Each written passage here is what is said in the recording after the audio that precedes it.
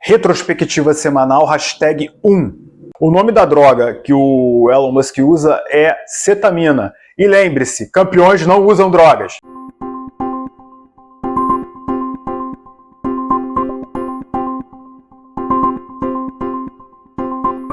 Boa noite, cidadãs e cidadãos do Sul Global. Eu sou Vini Albuquerque, esse é o Correio do Sul Global, o canal que conta as notícias sobre o Sul Global segundo a visão dos países em desenvolvimento.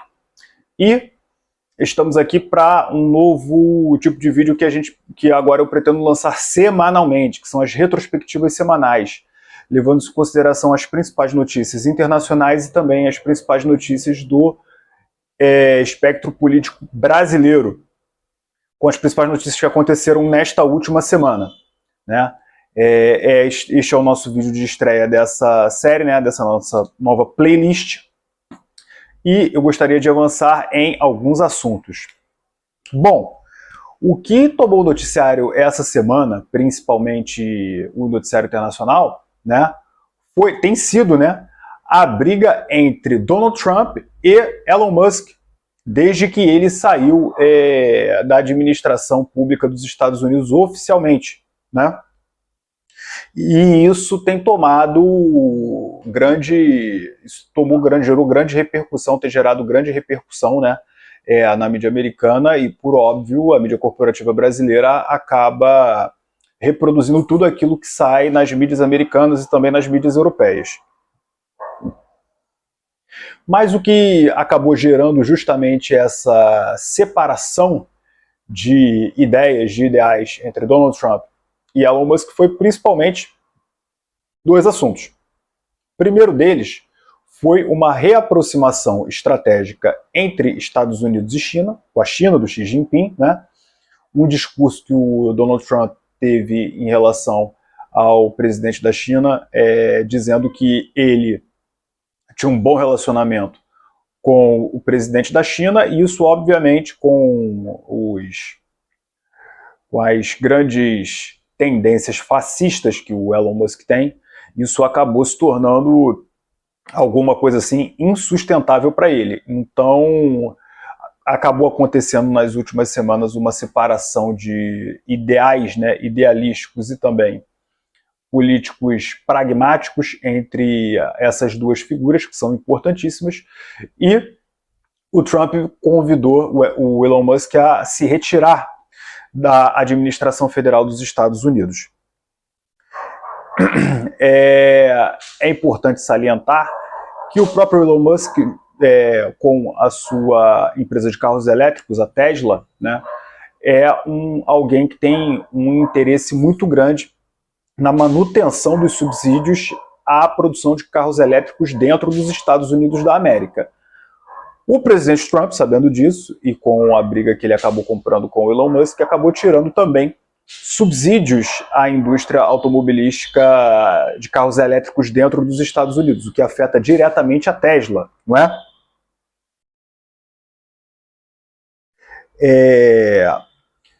Só que as coisas não param por aí, né? Como tudo que é midiático hoje em dia ganha contornos de fofoca, não é? O que acabou acontecendo na mídia corporativa americana é que o Elon Musk passou a ser acusado de ser usuário de drogas alucinógenas, né? Temos que esquecer o nome da droga agora.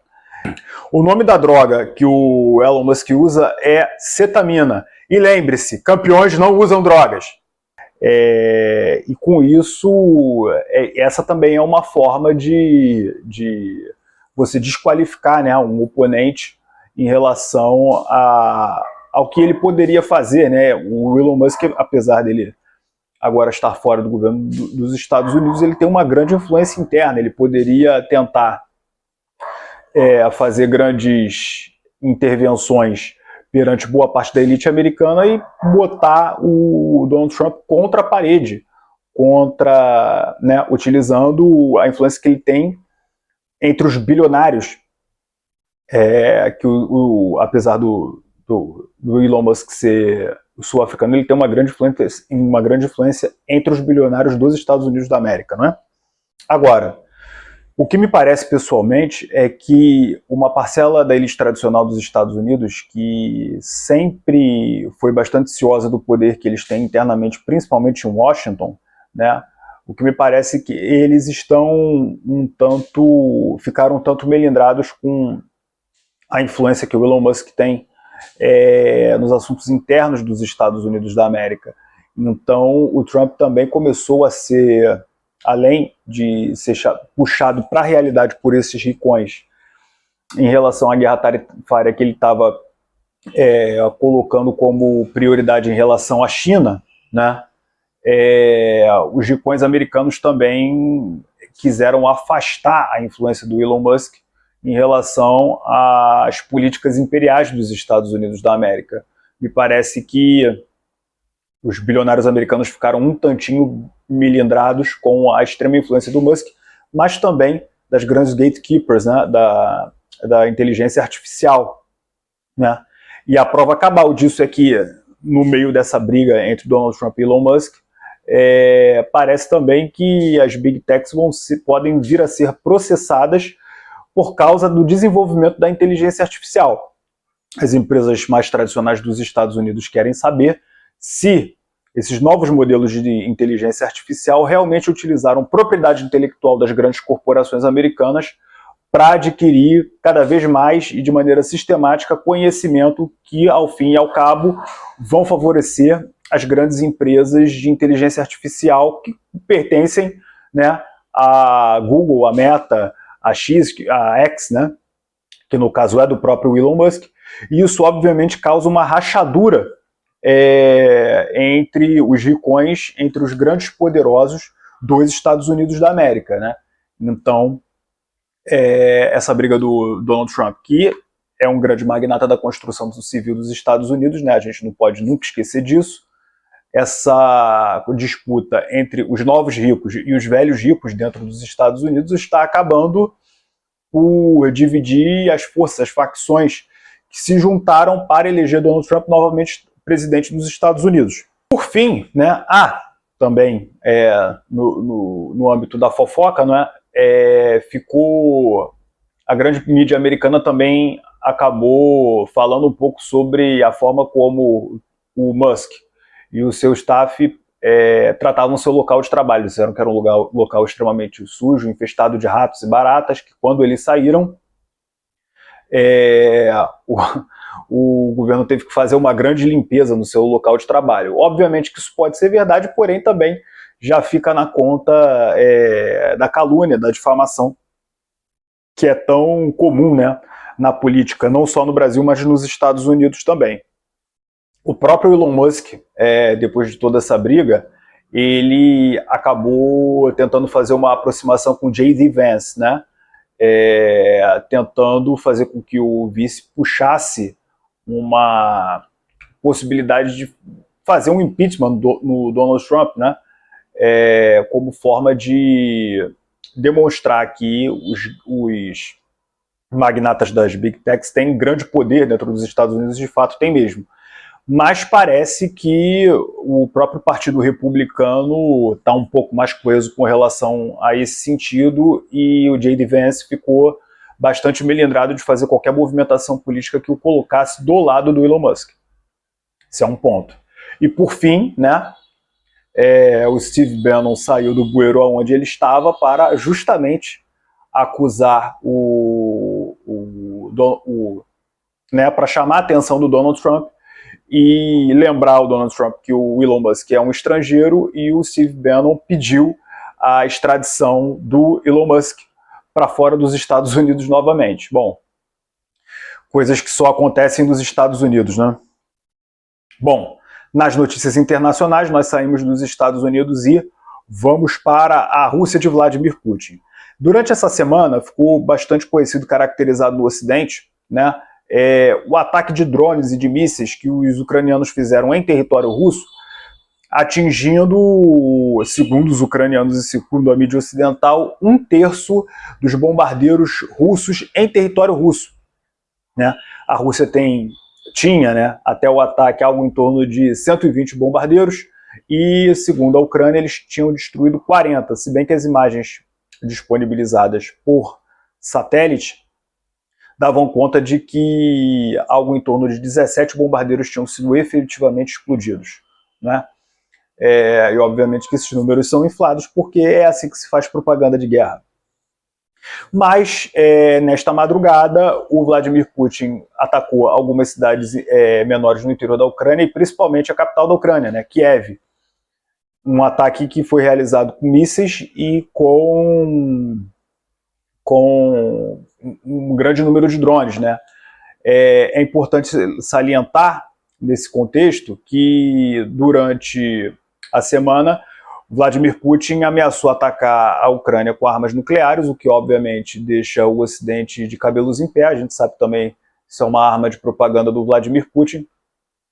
Mas além disso, ele aventou a possibilidade, essa na minha concepção, uma possibilidade mais real de utilização dos mísseis Oreshnik, que são mísseis balísticos de médio alcance hipersônicos, que ele já utilizou na Ucrânia e ele poderia ter usado novamente para o ataque de alvos táticos e também de alvos administrativos na capital Kiev. No entanto, isso acabou não se confirmando dessa vez, né? Ele utilizou mísseis de menor intensidade tecnológica para atacar Kiev, não sendo necessária a utilização dos mísseis Oreshnik.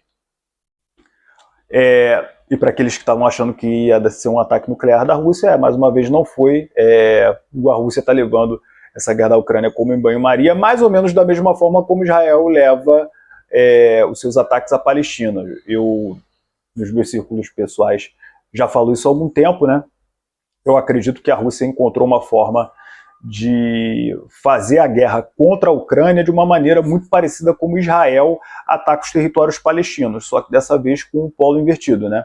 Se os palestinos fazem parte do Sul Global, quem faz parte do Sul Global nessa guerra efetivamente é a Rússia, uma vez que o Ocidente utiliza a Ucrânia para empreender uma de suas guerras por procuração. Bom, a partir daí a gente vem para o noticiário interno. O Lula teve uma semana bastante agitada, né? Essa semana ele foi para Paris e ele foi ser bem recebido na França, foi recebido como um rei, né? Lá em Paris, os petistas adoram isso e tudo mais. Mas o grande objetivo do Lula lá na União Europeia é justamente tentar fazer sair do papel esse acordo entre Mercosul e União Europeia.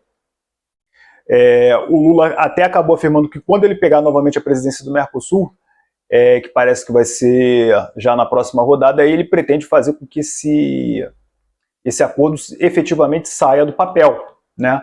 O que leva boa parte dos economistas desenvolvimentistas no Brasil à loucura, uma vez que um acordo com a União Europeia é visto pelos economistas, que inclusive são até mais à esquerda no espectro político. Eles acreditam que isso vai ser o fim da indústria brasileira, né? Eu tenho lá minhas dúvidas. Mas, enfim. E a esquerda sambou na cara novamente na sociedade, porque o Lula foi lá e fez uma presepada lá em Paris, como ele gosta de fazer, como é típico da esquerda identitária brasileira.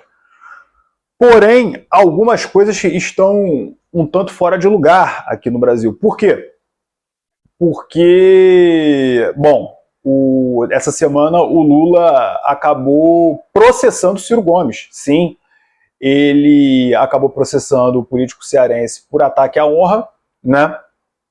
Porque o Ciro vem dizendo sistematicamente que o Lula é entregue aos bancos e ao interesse do financismo e do rentismo no nosso país, né? Ou seja, está falando a verdade. Mas o que o Ciro falou, inclusive até em entrevista recente, foi que, aliás, ele lançou um vídeo no YouTube hoje falando sobre isso, foi que ele não foi processado por calúnia porque isso daria a ele um direito chamado de exceção à verdade, ou seja, se ele estiver falando a verdade, ele não pode ser condenado por calúnia, e de fato ele estava falando a verdade.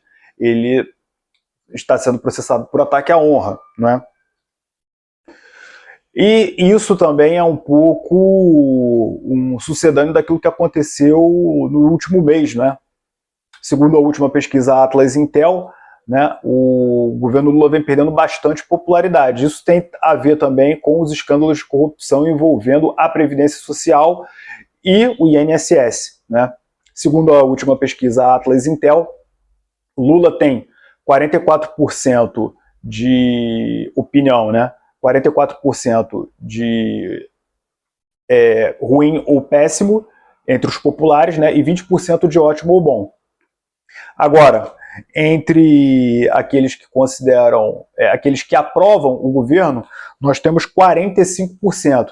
E aqueles que desaprovam o governo, algo em torno de 53%. Ou seja, a boca do jacaré está aumentando e o Lula precisa também arrumar, nesse momento, alguns bodes expiatórios para justificar a sua queda de popularidade. Parece que o Ciro é um deles e também a pauta positiva seria fechar esse acordo com a União Europeia com a maior brevidade possível.